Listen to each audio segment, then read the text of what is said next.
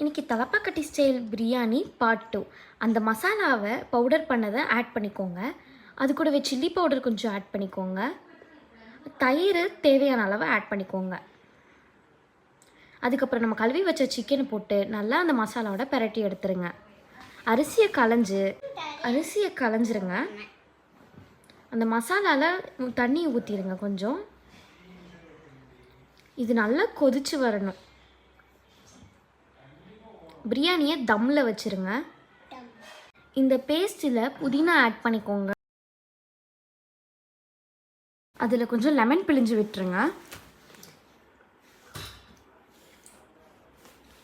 நம்ம களைஞ்சி வச்சு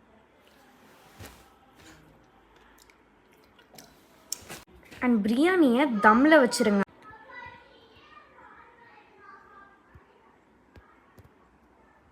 தம்மில் வச்ச பிரியாணியை ஓப்பன் பண்ணி பாருங்கள். நல்லா சுட சுட ஆவி பறக்க யம்மியான தலப்பாக்கட்டி ஸ்டைல் பிரியாணி ரெடி.